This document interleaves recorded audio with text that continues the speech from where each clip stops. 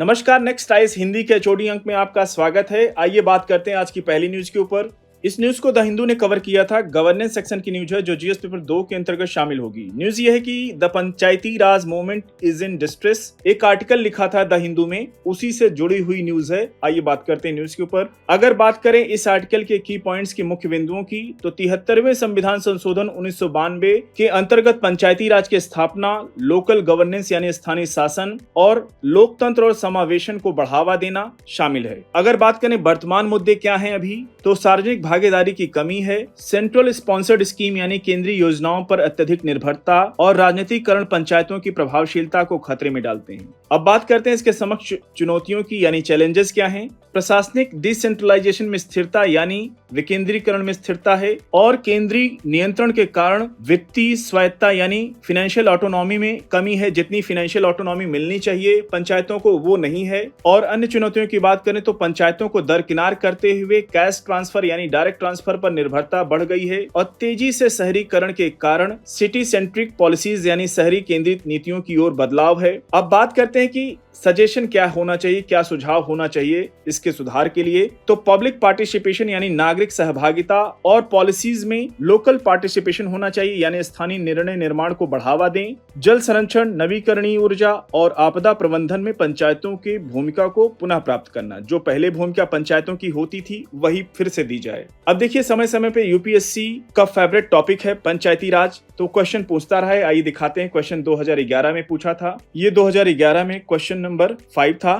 Question ये था कि संविधान 73वां संशोधन अधिनियम 1992 जिसका लक्ष्य देश में पंचायती राज संस्थाओं को प्रोत्साहित करना है, निम्नलिखित में से किन चीजों की व्यवस्था करता है पंचायती राज संस्थान। पहला कथन जिला योजना समितियों की गठन करने की। दूसरा कथन राज्य निर्वाचन आयोगों द्वारा सभी पंचायतों का निर्वाचन करने की। तीसरा कथन राज्य वित्त आयोग की स्थापना करने की। निम्नलिखित कूटों के आधार पर सही उत्तर चुनिए। ऑप्शन ए केवल 1, ऑप्शन बी केवल 1 और 2, ऑप्शन सी केवल 2 और 3, ऑप्शन डी 1, 2 और 3। कृपया इस प्रश्न का उत्तर आप लोग अधिक से अधिक संख्या में कमेंट बॉक्स में देने का प्रयास कीजिए। पीवाईक्यू का अभ्यास करना प्रीलिम्स को क्वालिफाई करने की दिशा में पहला कदम माना जाता है, इसलिए हर दिन एक क्वेश्चन आप लोगों के समक्ष में मैं लाता हूं। कृपया आप लोग अधिक से अधिक संख्या में इसमें पार्टिसिपेट करिए ताकि मुझे और मोटिवेशन मिल सके कि बच्चों को ये सीरीज और बेहतर बनाने के लिए क्या किया जा सकता है। आइए बात करते हैं अगली न्यूज के ऊपर। इस न्यूज को द हिंदू ने कवर किया था। गवर्नेंस सेक्शन की न्यूज है जो जीएस पेपर 2 के अंतर्गत शामिल होगी। न्यूज ये है कि DMK MPs will revive debate on quota in judicial appointments. P Wilson द्वारा प्रस्तुत संविधान संशोधन विधेयक 2024 में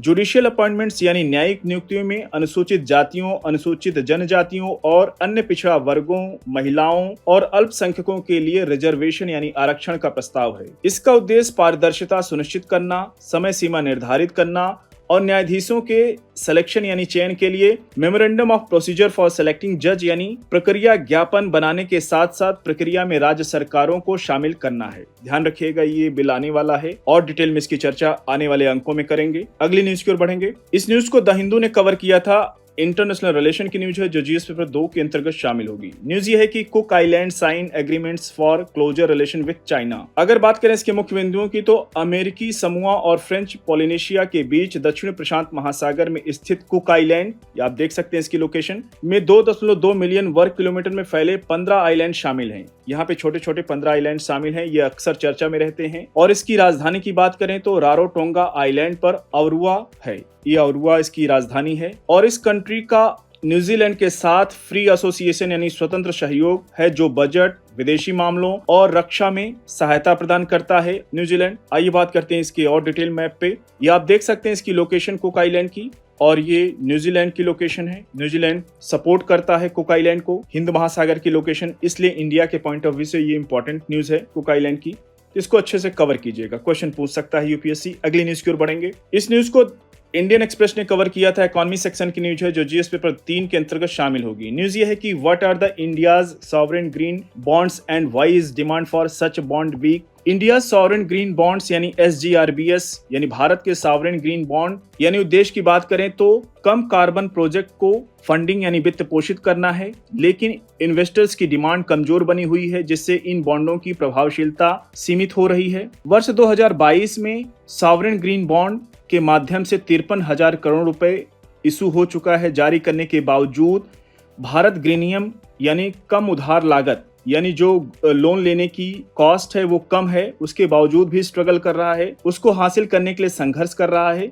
इसके कारण से ग्रिड स्केल सोलर जैसी प्रमुख परियोजनाओं में कटौती हुई है। अब बात करते हैं इसके समक्ष चुनौतियां क्या हैं। तो देखिए, तरलता संबंधी समस्याएं आ रही हैं, लिक्विडिटी यानी कैश जो पैसा आना चाहिए, लिक्विडिटी नहीं आ रही है, और फॉरेन इन्वेस्टर्स की कम भागीदारी यानी कम पार्टिसिपेशन भी चुनौती है। फॉरेन इन्वेस्टर्स इसमें इस ग्रीन बॉन्ड में इन्वेस्ट नहीं कर रहे हैं, एक चुनौती बनकर ये उभर रही है, इसलिए ये न्यूज में है, चर्चा में है। इसको अच्छे से कवर कीजिएगा क्योंकि यूपीएससी क्वेश्चन पूछता रहा है सॉवरेन ग्रीन बॉन्ड के ऊपर। अगली न्यूज की ओर बढ़ेंगे। इस न्यूज को भी इंडियन एक्सप्रेस ने कवर किया था, गवर्नेंस सेक्शन की न्यूज है जो जीएस पेपर 2 के अंतर्गत शामिल होगी, और ये गवर्नेंस के साथ साथ इंडियन इकोनॉमिक सेक्शन में भी ये न्यूज शामिल होनी चाहिए जो जीएस पेपर 3 के अंतर्गत शामिल होगी।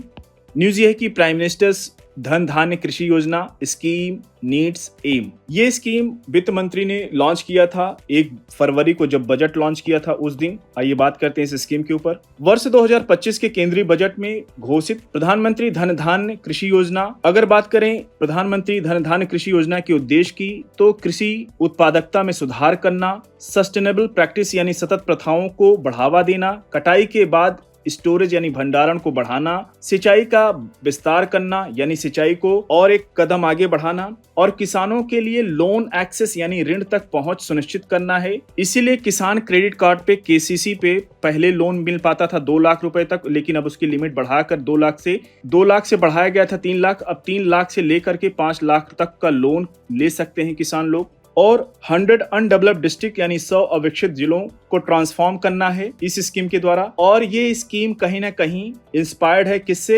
एस्पिरेशनल डिस्ट्रिक्ट्स प्रोग्राम के अंतर्गत। जैसा कि सब जानते हैं 100 एस्पिरेशनल डिस्ट्रिक्ट्स यानी 100 आकांक्षी जिलों का कार्यक्रम चलता है, जो भारत के 100 पिछड़े जिले हैं उनको विकसित करने के लिए आकांक्षी जिला कार्यक्रम शुरू किया गया था। इसी की तर्ज पे 500 एस्पिरेशनल ब्लॉक भी शुरू किया गया था ताकि ब्लॉक को भी विकसित किया जाए। तो कुल मिला के बात करें तो ये स्कीम इंपॉर्टेंट है, इसको अच्छे से कवर कीजिएगा, क्वेश्चन पूछ सकता है। साथियों, आज के चौड़ी अंक को यहीं पर समाप्त करते हैं, मिलते हैं नेक्स्ट अंक में कुछ और इंपॉर्टेंट न्यूज के साथ। तब तक जुड़े रहिए नेक्स्ट टाइम हिंदी के साथ। धन्यवाद।